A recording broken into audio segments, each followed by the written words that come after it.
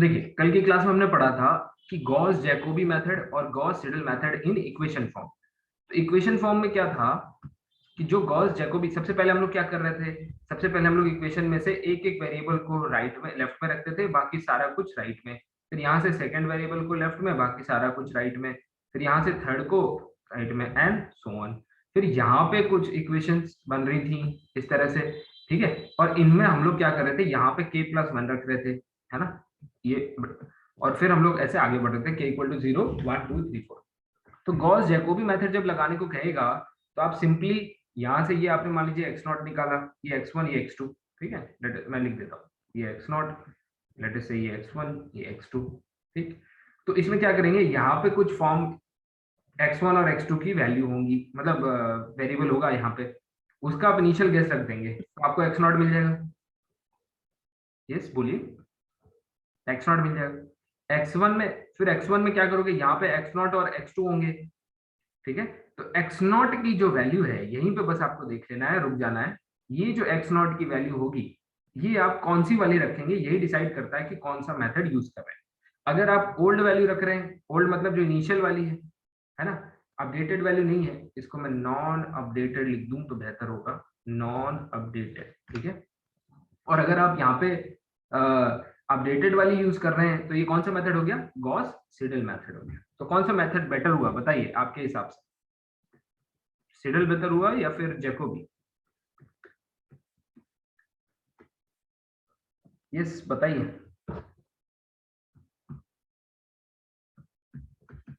M I Audible?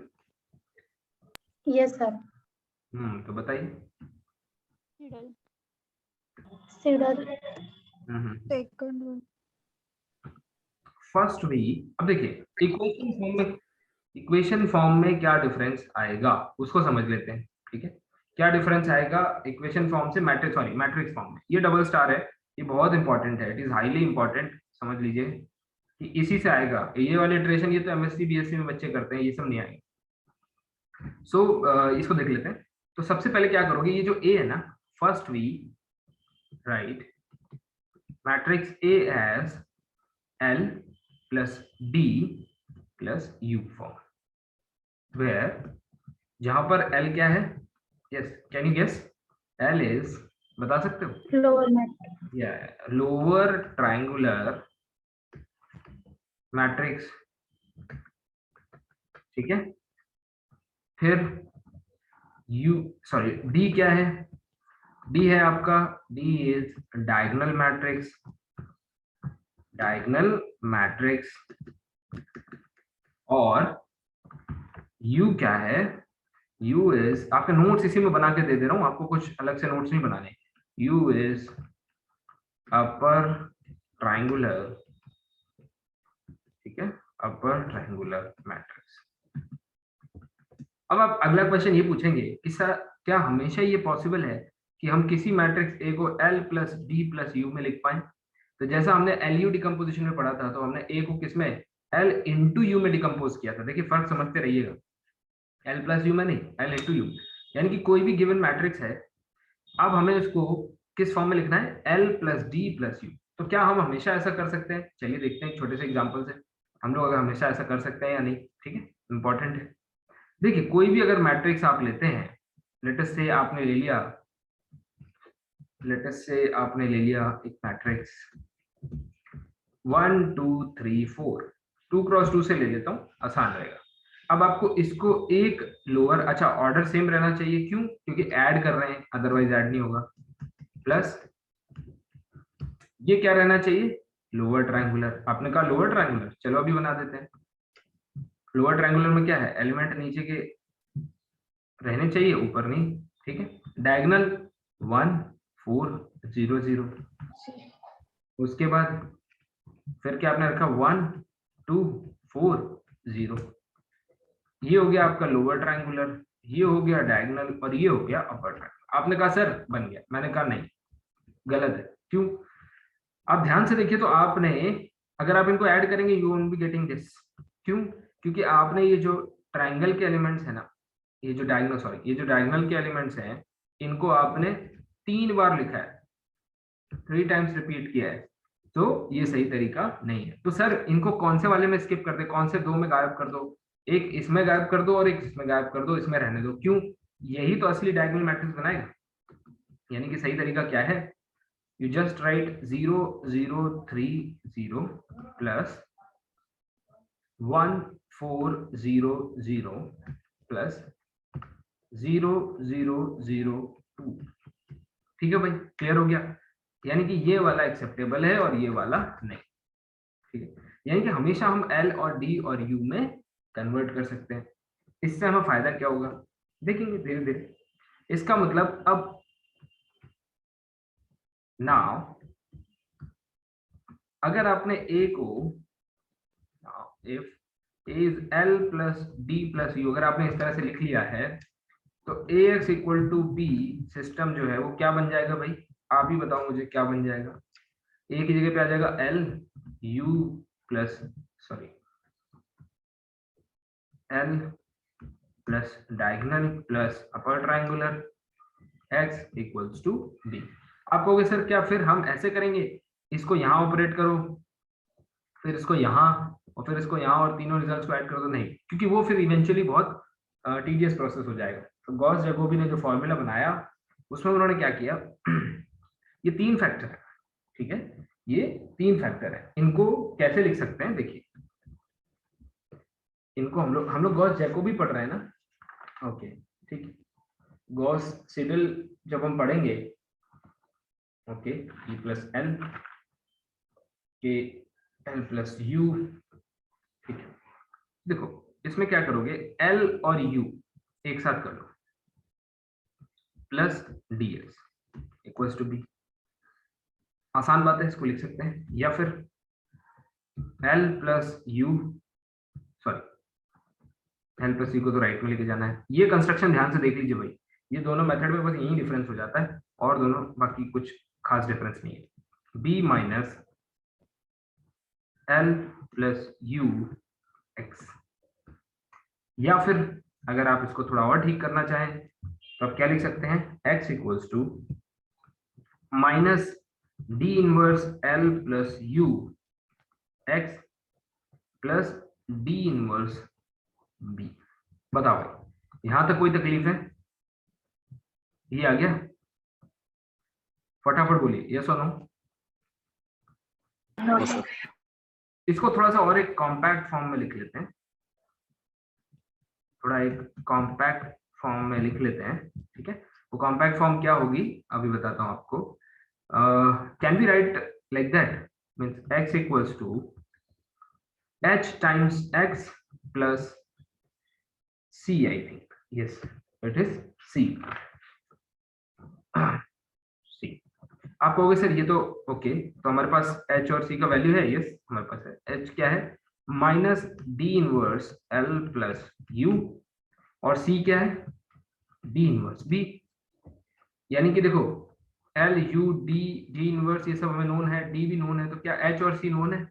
जैसे ही h और c known है ये स्कीम नोन है। अब देखिए इसमें से स्कीम बनानी है आपको, तो स्कीम बनाने के लिए जैसा हमने पिछले उसमें किया है इसी से स्कीम बन जाएगी। क्या बनेगी देख लीजिए। So your scheme is x कैसे बनाते हो, इधर k प्लस 1 रख दो equals to h x to the power, sorry x to the power बोल रहा हूँ, x kth iteration plus c। ये बन गई बेटा आपकी स्कीम, ठीक है। जहां पर h और c क्या है, तो ये साफ देखे जा सकते हैं कि h आपका ये मैट्रिक्स है और c आपका ये मैट्रिक्स है। यही याद रखना होता है क्योंकि ये दोनों मेथड में डिफरेंस है।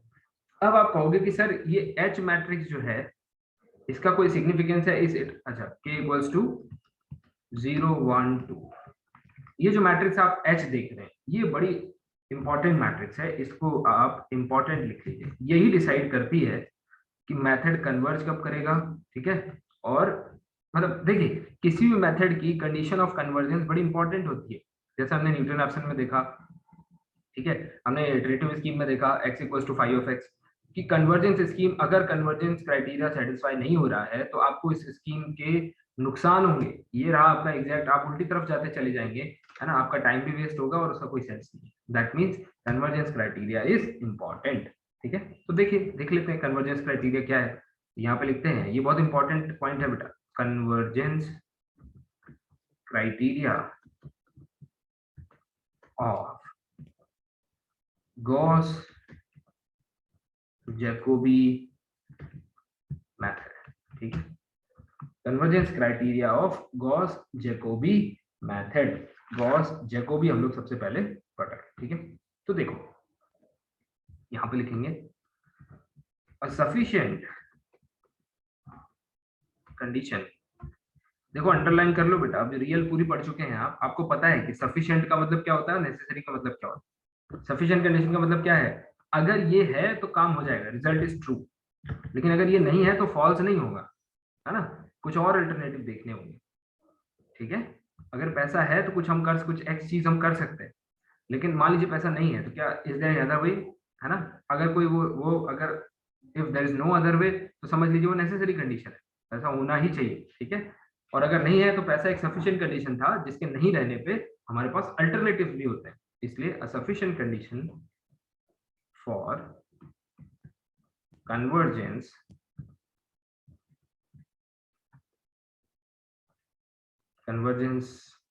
is matrix A. Matrix A must be diagonally dominant. Diagonally dominant. आप कहोगे diagonally dominant का मतलब क्या है? Diagonally dominant का मतलब ये होता है कि diagonal element जो है उसका magnitude मतलब mod of AII must be greater than, strictly greater than, ठीक है, बाकी सारे AIJ I not equal to J इनके मैग्नीट्यूड से। ठीक है, ये तो डायगोनली डोमिनेंट का ये, अगर A आपका जो मैट्रिक्स है वो डायगोनली डोमिनेंट है, बस आपकी सफिशिएंट कंडीशन सेटिस्फाई हो गई, आपका गॉस जैकोबी मेथड कन्वर्ज कर जाएगा। ठीक है, H आपको निकालना ही नहीं है, वहां तक पहुंचना ही नहीं है। ठीक है, एक और क्या है, कंडीशन ऑफ कन्वर्जेंस, ये बड़ी important, condition of convergence is, ये भी इंपॉर्टेंट है, spectral radius of H must be less than 1। ठीक है, इसको बॉक्स कर लेंगे। स्पेक्ट्रल रेडियस क्या होती है तो इसको भी समझ लेंगे। स्पेक्ट्रल रेडियस का मतलब होता है मैग्नीट्यूड में सबसे बड़ी आइगन वैल्यू, इसको कहते हैं स्पेक्ट्रल रेडियस। ठीक है, that is largest eigen value in magnitude. इसको याद रखना, मॉड लगाने के बाद, जैसे फॉर एग्जांपल अगर मैं आपसे कहूं -1, -2 और 3, इसमें कौन बड़ा है, सॉरी +1, इसमें सबसे बड़ा कौन है, तो आप कहोगे सर ऑब्वियसली 1। लेकिन अगर आपको ये देखना है कि स्पेक्ट्रल रेडियस क्या होगी, मान लीजिए 3 आइगन वैल्यूज हैं तो इसकी largest eigen value in magnitude यानी कि 2, ये होगी इसकी स्पेक्ट्रल रेडियस। ठीक है, इस बात का ध्यान रखेंगे, largest eigen value for this.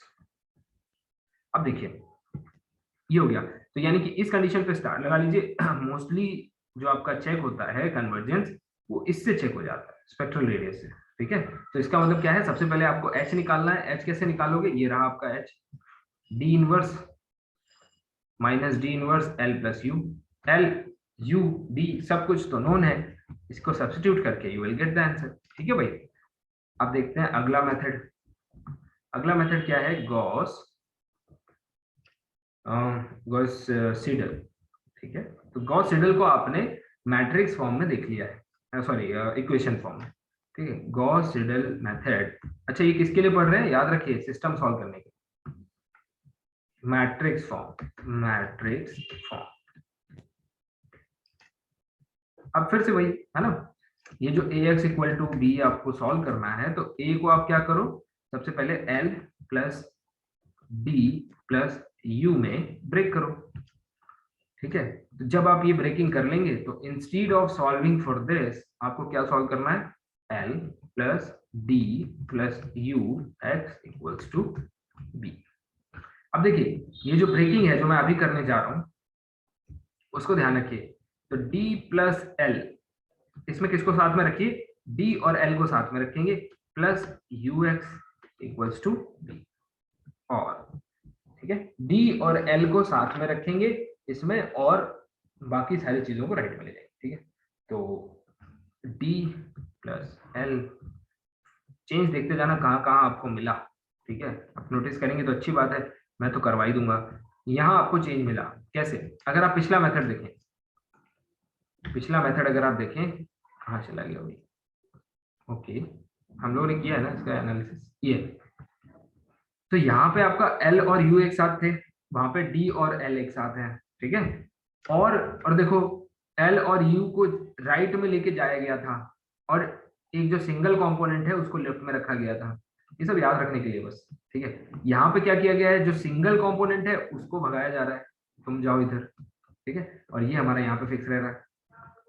आप देखिए अब क्या करोगे, इसका inverse, so x equals to d plus l inverse into u x plus d plus l inverse b, और यहाँ पे माइनस साइन। ठीक है, तो अब मुझे इतना बताओ कि आपका जो H मैट्रिक्स होगा, अगर आप इसकी स्कीम डेवलप करेंगे, स्कीम क्या होगी, x k plus 1 equals to ये सेम, यानी h into x kth iteration plus c।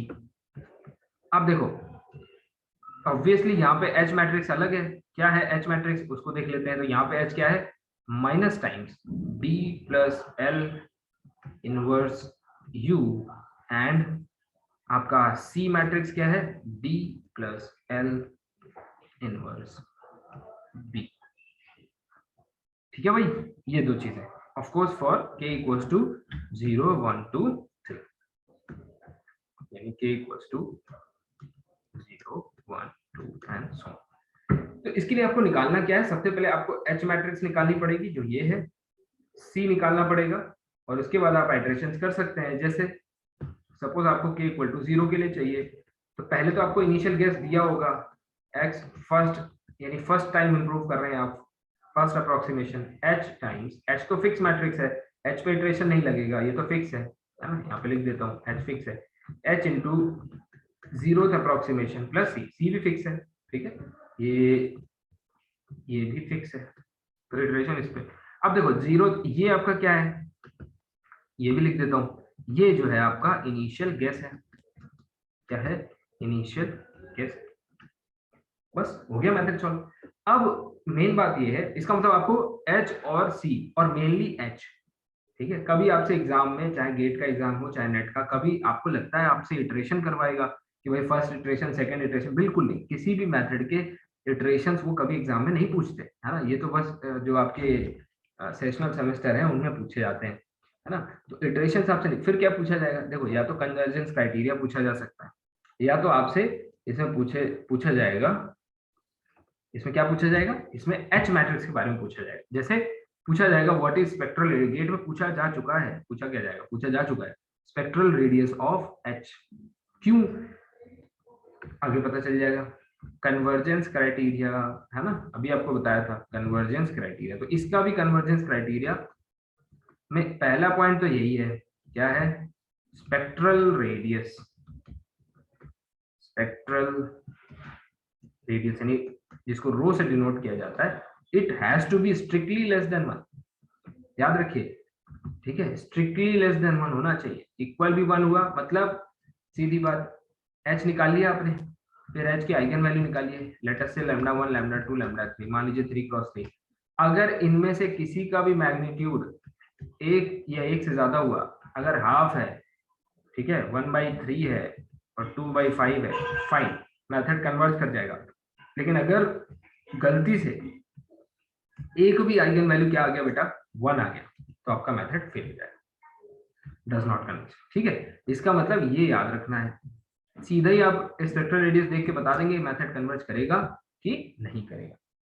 तो इस पे बहुत सारे क्वेश्चन पूछे जाते हैं, और इसमें हम लोग वो भी करेंगे। दूसरा पॉइंट है डायगोनली डोमिनेंट, जो हमने पहले लिखा वो भी है, बट वो सफिशिएंट कंडीशन। ठीक है, डायगोनली डोमिनेंट यानी A must be diagonally dominant, ए जो है हमारा वो डायगोनल, एच नहीं कह रहा, देखो यहाँ पे नोटिस कर लेना भाई, पीछे वाले रिजल्ट में अगर आप देखें, ये देखो ए है ये, ठीक है। एच की बात यहाँ हो रही है जब आपकी स्पेक्ट्रल रेडियस की बात हो रही है। ये थर्ड पॉइंट क्या है, ये यहाँ पे एक स्टार लगा लीजिए, ये बड़ा स्पेशल पॉइंट है, ये बड़ा अद्भुत तरह का स्टार लगा दिया मैंने, ठीक है। देखो मेथड, यानी कि मेथड का नाम ही लिख देता हूं ताकि आप अलग से अगर उसको देखना चाहें, तो गॉस सीडल मेथड जो है, Gauss Seidel method of course in matrix form, क्योंकि अगर मैट्रिक्स फॉर्म नहीं है तो एच का क्या मतलब है कि नहीं भाई, एच मैट्रिक्स तो हमें केवल उसमें ही मिलती है। So yes sir, Gauss Seidel method converges if A is positive definite, समझ गए, ये भी सफिशिएंट है पॉजिटिव डेफिनेट के लिए, ये दोनों कंडीशंस कैसी हैं, सफिशिएंट है।